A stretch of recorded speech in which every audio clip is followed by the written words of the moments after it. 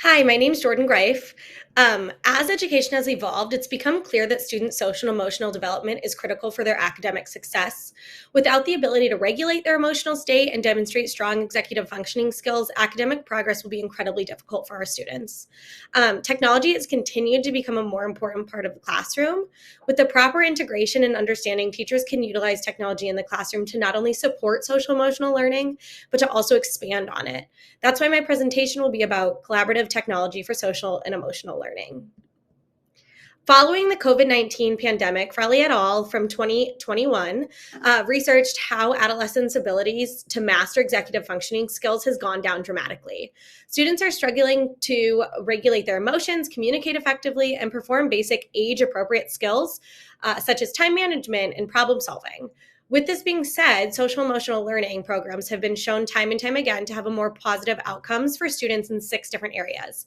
These 6 areas are social and emotional skills, attitudes, positive social behavior, problem solving, emotional regulation, and academic success, as researchers Mahoney and Weisberg demonstrated in their 2018 study. Using a technological solution to address the issues of underdeveloped executive functioning and social emotional skills amongst students will provide learners with a realistic application of skills that will continue to be used in the future. Technology has been and will continue to be a primary source of learning for future generations. According to Gray and Lewis in 2021, over 70% of public school teachers report using technology for a moderate to large portion of activities within their classrooms. Without having developed executive functioning skills and emotional regulation, students will not be successful. These skills are the foundation to many more advanced skills needed for real world success. It's crucial that teachers adapt social emotional learning to include technology so students will be able to easily apply that growth to their development as citizens in the world. The first implementation approach that I came up with is to utilize the tool Wakelet to create a collaborative space where social and emotional learning can take place to cultivate skills, including, but not limited to, academic, social, emotional, and executive functioning. In 2021, Wolf argued that teaching social and emotional learning, such as responsible decision making, relationship skills, social awareness, self awareness, and self management, have a positive impact on a multitude of student outcomes. The technology tool Wakelet can be used to create and collaborate on digital collections made up of the innovator's content choices. This would be an appropriate and effective tool to implement SEL because it addresses the 5 important pieces. Again, responsible decision making, relationship skills, social awareness, self awareness, and self management.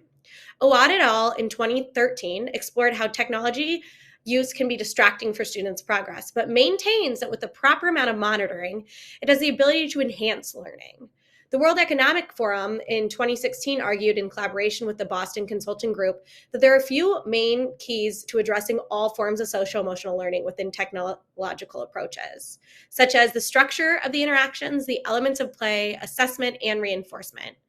By implementing a collaborative Wakelet, all of these things would be addressed. The structure of interactions would create an avenue by which students can interact many times while taking turns and revisiting ideas. The elements of play could be adjusted by each new activity, practicing different skills. The educational facilitator of the activity, such as a teacher, instructor, class leader, etc., would be able to consistently assess success and reinforce the elements that show the greatest results. A collaborative Wakelet could be implemented to address social emotional learning needs on a predetermined schedule. The educational facilitator would be able to create different activities and assessments and assignments that students could interact with. These activities can be adjusted to address specific needs of each group of students. In order to collect data with this implementation approach, the predetermined schedule would include activities that would address foundational skills for upcoming assignments. This would allow the instructor to compare data to previous years to see how the Wakelet's usage correlated to the academic performance of the students. For instance, if there was a discussion coming up, the Wakelet activity could be about creating discussion norms. This would help the students work on all pieces of social emotional learning, like decision making, relationship skills, social awareness, self-awareness, and self-management. Even though a Wakelet is not the only way this can be done, it would be the best because it allows students to self-monitor, reflect on ideas, and provide peer feedback, all while on the same platform, creating a safer space to learn. The instructor would then be able to compare the group's success during their discussion to previous groups that did not use the Wakelet to collaborate on discussion protocols and norms. Data that could be collected would include things such as the number of times students spoke, questions asked, ideas challenged, and more. A second implementation approach is to utilize the technology program ALICE to create personal virtual realities that allow students to learn and apply social and emotional learning strategies. Wilkinson et al. Made a strong argument that our educators need to be aware of the positives as well as the negatives when implementing technology into the classroom. Although that study was done in 2001, I still think that information is incredibly relevant.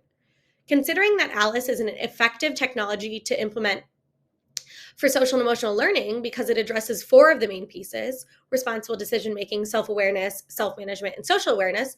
This programming also provides students an avenue to learn and develop digital literacy, which applies directly to their academic and social success in the classroom and beyond.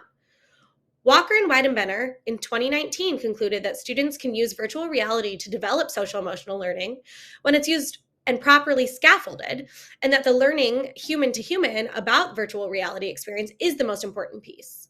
This research indicates that a tool like ALICE could be effective in facilitating social emotional learning through the interactions with the program itself, as well as the conversations surrounding the experience. ALICE could be used for students to develop personal virtual realities that explore the complexities of their lives.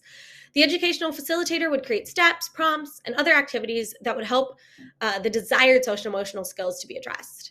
For instance, students could create virtual reality experiences about the things they wish they'd done differently in the past. This would allow them to develop the important skills within digital literacy while also encouraging them to reflect on decisions, be aware of their choices, manage how they would react in the future, and experience others' ideas within their classmates' virtual realities as well.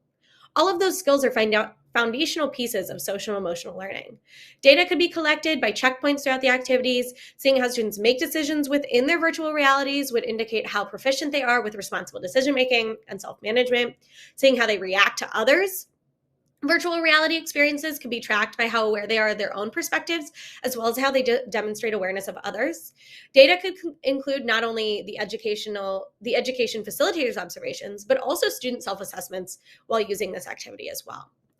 The third implementation approach that I came up with is to utilize the technology program of Google Site to create a collaborative virtual safe space that allows students to learn and apply social and emotional learning strategies. Slovak and Fitzpatrick in 2015 explore how integrating technology for the purpose of teaching social and emotional skills creates unique opportunities that wouldn't be feasible without the digital technology. An example of these unique opportunities would be to implement a collaborative Google Site to create a virtual safe space for students.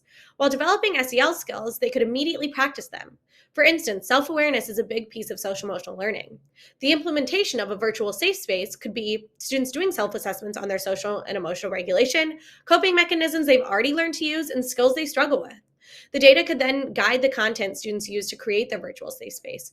While making the Google Site, students would build relationship skills and social awareness by being exposed to what others struggle with and how they've coped with it in the past. They would be able to be introduced to self-management strategies by using the virtual safe space in the future to manage whatever they experience.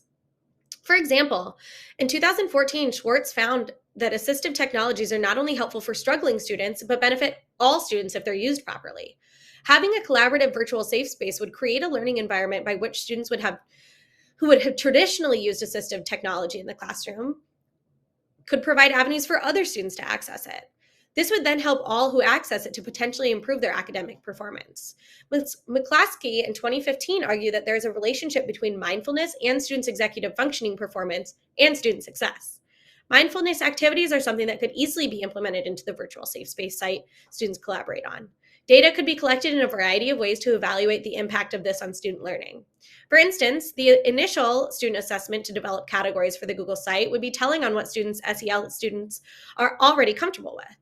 Educators could then implement a schedule to evaluate the impact of the resources provided. This could look like mindfulness activities prior to a test, tracking student engagement, collecting data on virtual safe space usage, and correlating student grades, etc. There are a lot of ways we can track data. The best choice and the chosen implementation technology into the classroom to support social and emotional learning is to implement approach number one, utilizing the technology tool Wakelet to create a collaborative space where social and emotional learning, SEL, can take place to cultivate skills including, but not limited to, academic, social, emotional, and executive functioning. Allows for the best solution for implementation because it addresses all of the key goals. The Wakelet allows for social and emotional skill learning to not only take place, but also provides an avenue for students to directly practice those skills. This solution easily addresses all key elements the World Economic Forum argued in collaboration with the Boston Consulting Group in 2016 to be important. structure of interaction, elements of play, assessment, and reinforcement. By implementing a collaborative Wakelet, all of these things would be addressed.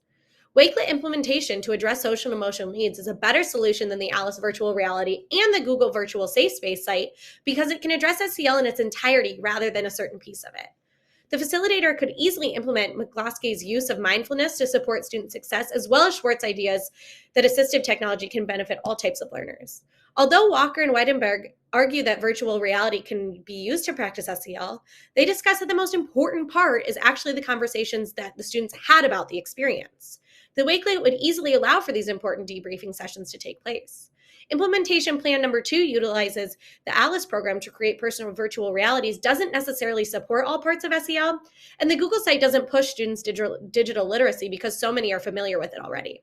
For my classroom, the Wakelet would be the best solution for implementation to support social and emotional learning because it's an adaptive space that, based on specific schedule, would allow me to collect data on the correlation of the activities my students have and my students' future successes.